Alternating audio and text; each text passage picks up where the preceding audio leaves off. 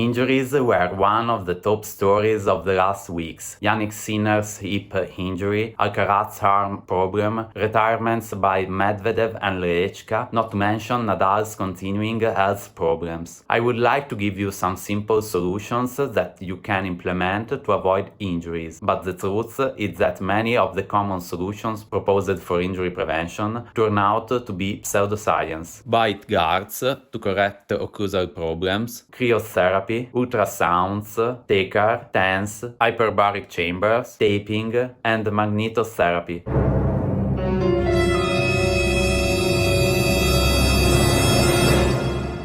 These types of treatments have no specific effect on the prevention of injuries. We can say that they have the same effect as placebos and are driven by marketing, perhaps advertised with the professional athlete as a testimonial. The main element on which we can rely, according to scientific evidence, is load management. It has been noted that injuries are linked to sudden increases in training load, and in studies like this or this one, it is highlighted that spikes in acute or accumulated workloads lead to an injury percentage 5 to 10 times higher. When we talk about load, we are mainly referring to training parameters. Volume, intensities, or density to which the athlete is not conditioned are the most important injury risk factors. A correct and constant progression is important, and several studies have highlighted that monitoring of this data may possess good predictive power regarding injury risk. The use of artificial intelligence is certainly a promising way of doing this, but the athlete's feedback is also a valid element. In these two studies, it is highlighted that having players evaluate the degree of intensity and fatigue is useful for reducing injuries in the long term. A factor that can aggravate the load is the lack of recovery from training. I refer to sleep, nutrition, and hydration. Countless studies correlate a higher percentage of injuries to sleep problems or nutritional imbalances, such as a caloric deficit or vitamin or mineral salt deficiencies. The last load are the psychological factors. Stress, pressure, or worry about the competition are elements which, although secondary to the parameters and optimization of training, may play a role. If the average training for a professional or an elite junior players is 6 hours a day, we cannot be surprised if in studies like this,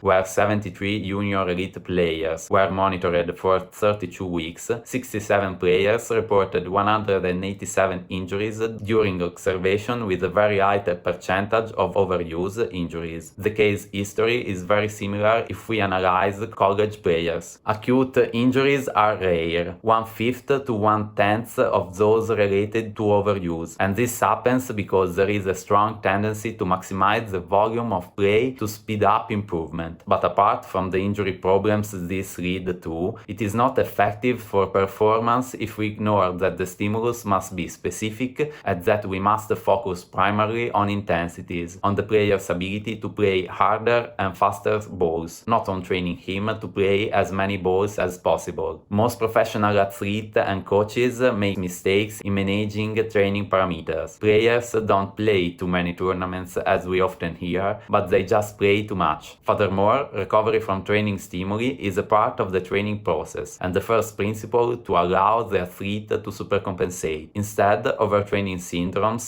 are relatively widespread and often underestimated or not recognized in professional sports context. At the basis of injury prevention, in addition to load management and correct recovery, we have two other fundamental elements: an adequate warm-up before the performance and an integration of resistance training in the gym, in addition to specific one on the court, to further improve the ability of the tissues to handle the loads. However, be careful of those who offer you miraculous or rebalancing exercises, because injuries cannot be prevented with things like this.